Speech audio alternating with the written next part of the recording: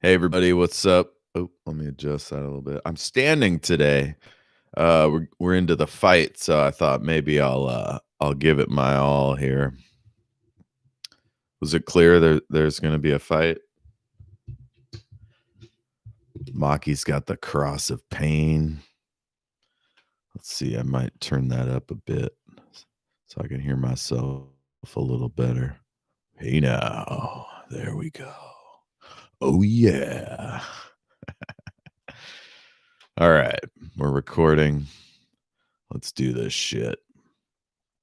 Book 5, Chapter 4, Faylene. Faylene was ecstatic. She'd busted up the rival merchant shop and terrified his employees.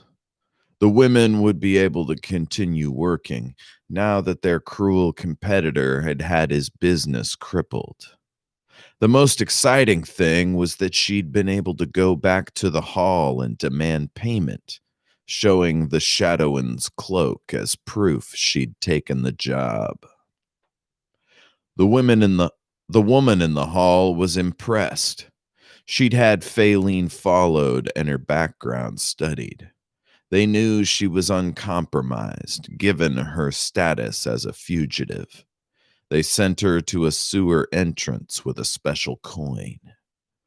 From there, she was welcomed into the Capricorn branch of the Shadowin. She was given the trademark short sword and armor and sent to guard a team of operatives on a special mission, the details of which she was not told. Of course, she used her talents to extract more information from one of the operatives. He'd been very forthcoming. It turned out that Maki Samuda, aka the Dark-Eyed Devil, was planning a big mission. It would take them to Broad Street. Faylene heard that the new Department of the Faith building was there, and Aeona Stargazer, that stuck-up queen, would be there. So, just like that, she was in position. She was excited to be working with Samuda. The woman was a legend, a gifted assassin. She'd even worked with Creel the day before the Horus had arrived at Antares. Amazing. To think just a few weeks before, Faylene was stranded on a shitty planet with no money and no hope for survival. And now here she was, a member of an elite unit sent to kill the very same noble bitch who'd ruined her life. It's funny how fate can bring people together.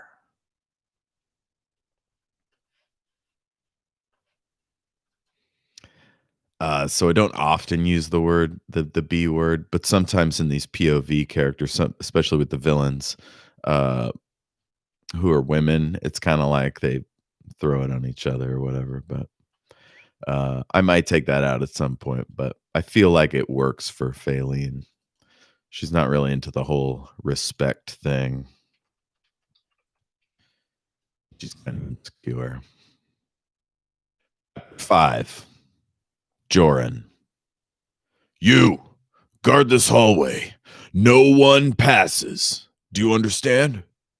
Joran was on fire, loaded from head to toe with guns and ammo. He looked like a cyborg commander. He looked like a cyborg commando ready for action.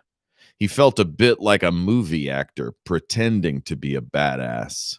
He tightened his grip on his weapon. The guard saluted. Yes, sir. Good.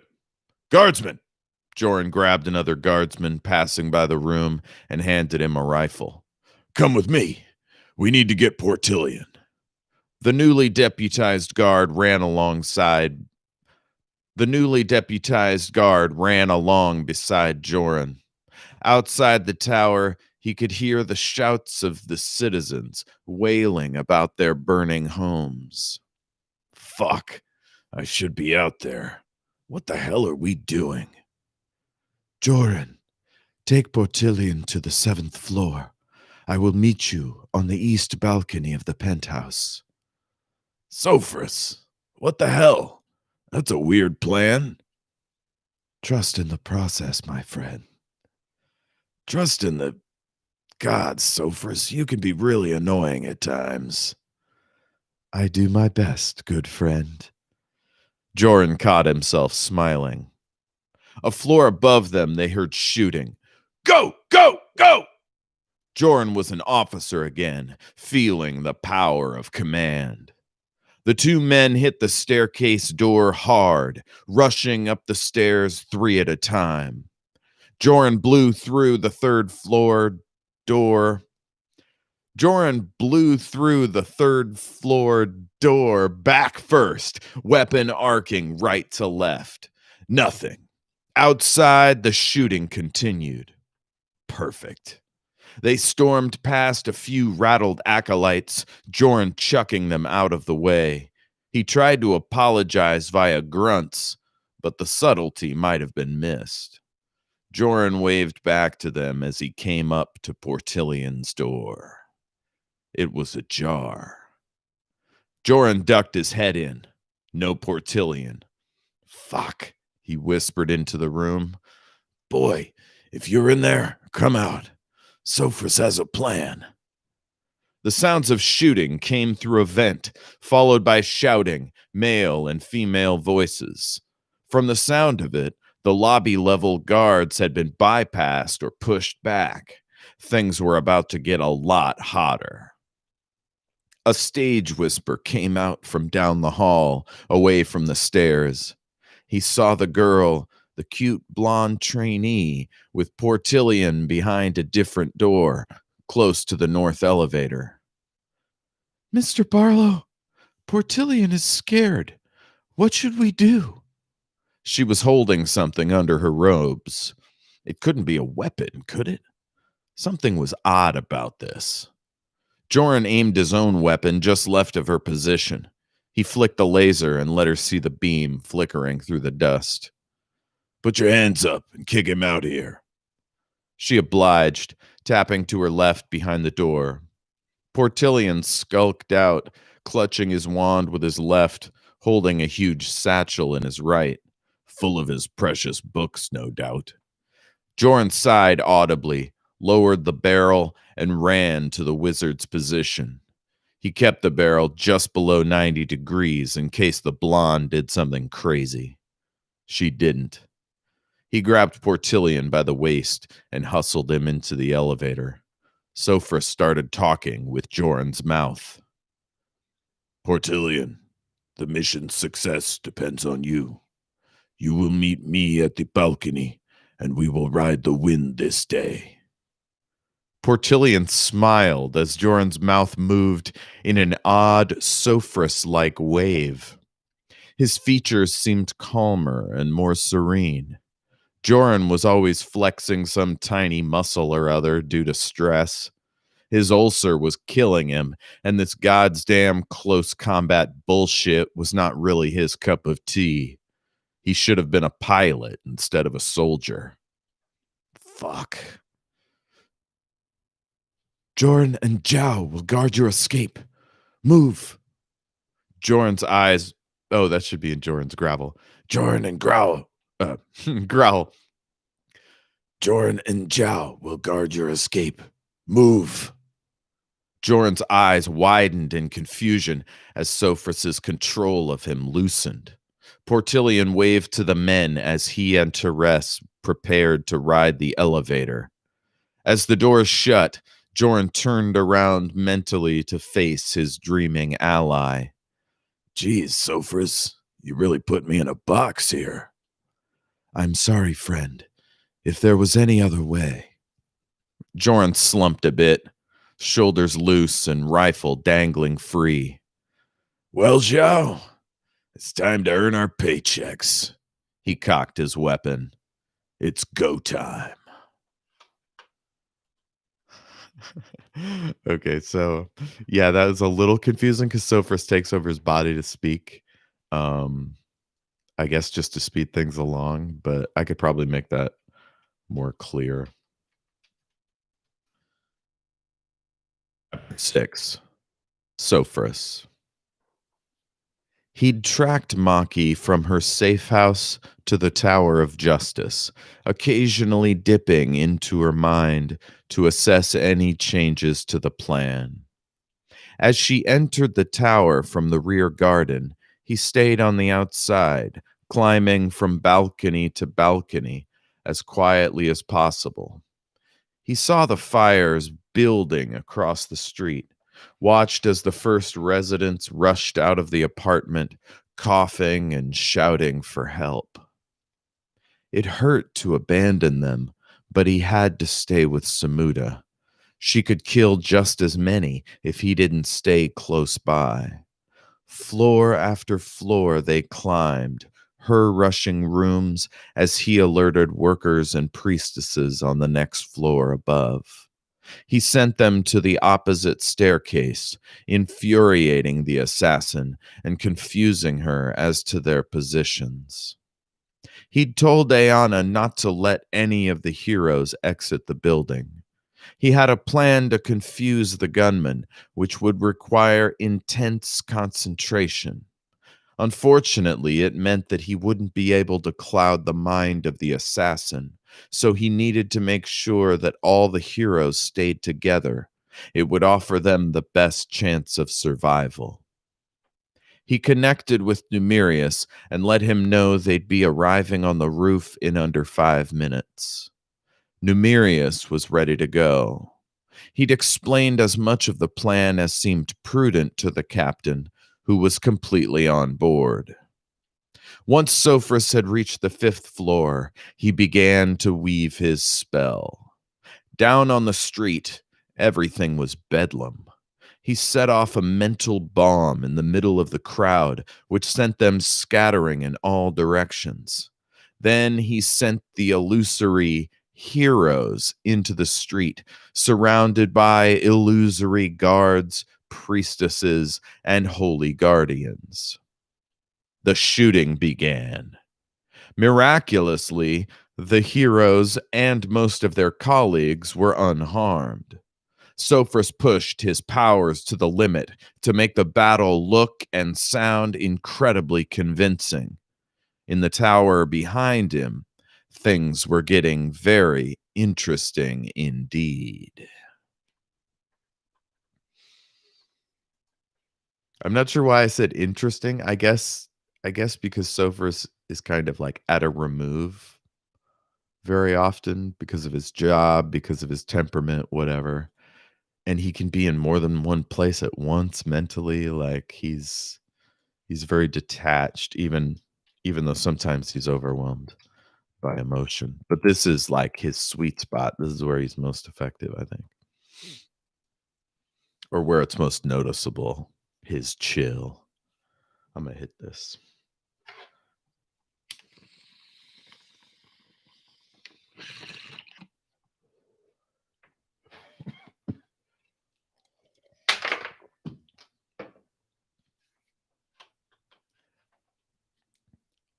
Chapter 7, Portillion. Portillion and Therese rolled out of the elevator, guarded by a wall of crackling energy.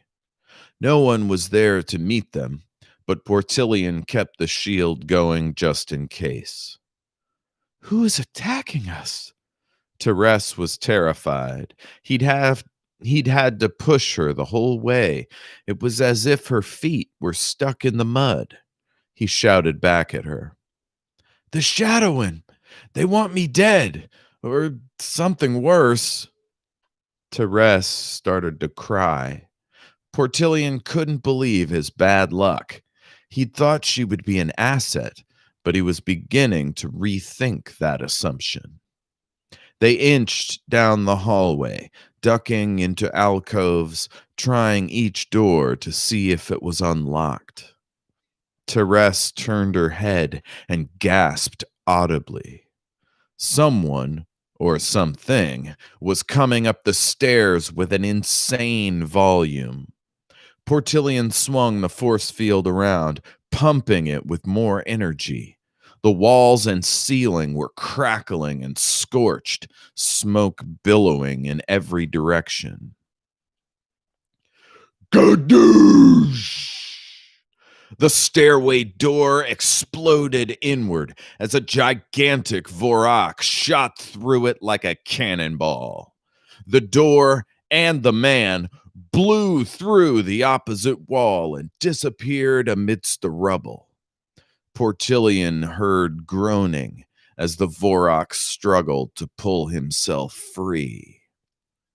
Portillion turned to Therese, murmuring, "Grundle?" She just blinked.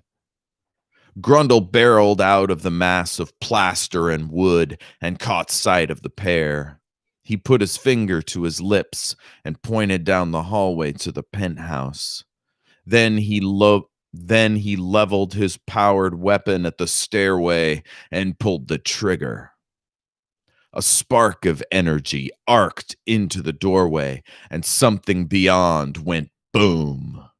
Grundle shut his eyes as bits and pieces of the staircase covered him head to toe. Portillion winced at the sight of a million tiny shrapnel cuts to Grundle's body, then turned and ran to the penthouse, pulling Therese along beside him. As they passed the north staircase door, he heard something else. Therese laid a field against the door, and they closed the distance to the penthouse. Something hit the other side of the stair door hard, buckling it, shattering the lock, but the door itself didn't push through the field. Therese shook violently, which caused her field to wobble. Portillion tried quickly unlocking the penthouse door with an unlocking spell, but he couldn't seem to get the words in the right order. Grundle was running hard. The two dove to either side as he tore through the door and some of the wall around it. Blood from his ripped up skin coated the edges of the hole. He kept running until coming to a stop against a low white sofa in the center of the room. He growled back at them. "Quickly! The balcony!" He was struggling to maintain consciousness. Behind them, that shouldn't be the penthouse door. Staircase. Behind them, the north staircase door flew inward, blown off its hinges by some sort of shaped explosive. A tall woman in a black bodysuit and face-covering scarf darted across the hallway.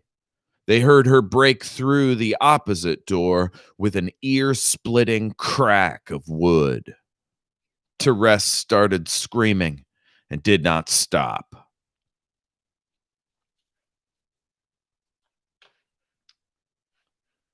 Fuck yeah. I wonder if I have time for another. That's not too long. Let's do it.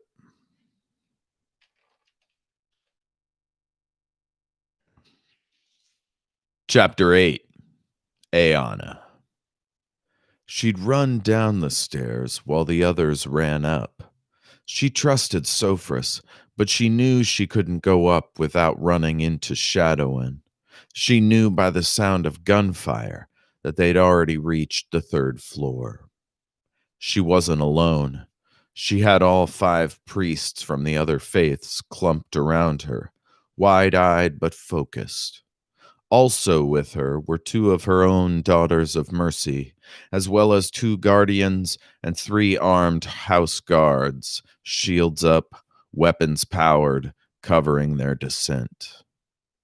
They moved as quietly as possible, aided by a power she'd never employed before, something the ancient texts called the Word of Silence, woven by the Yafriti priest of Enebril, his hands moving in odd patterns in time with their footfalls.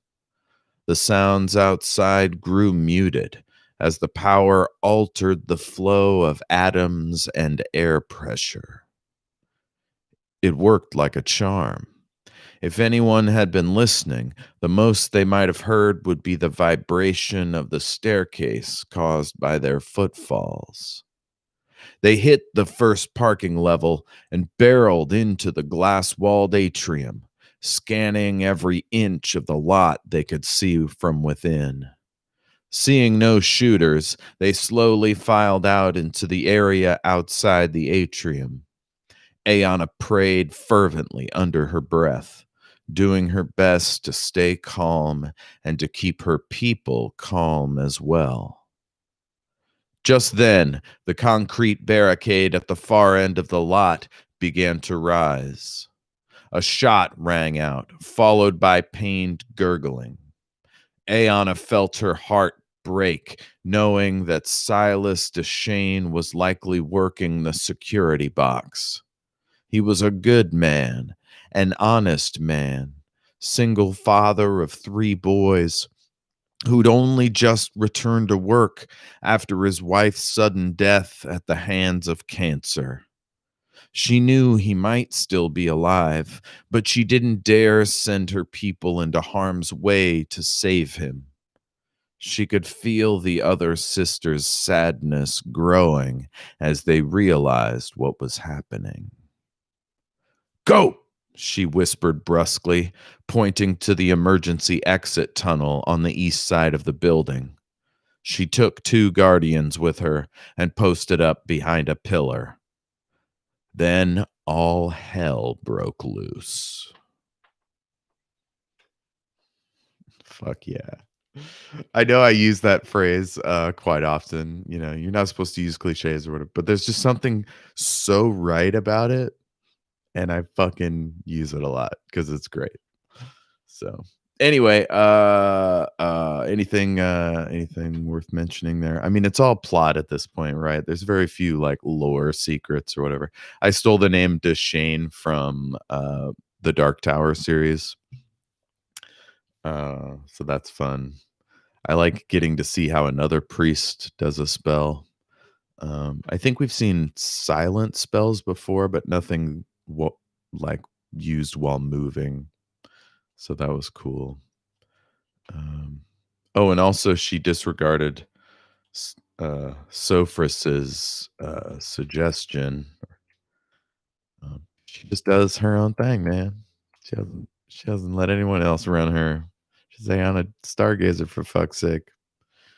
All right, that'll do it. I'll see you guys next time. Peace.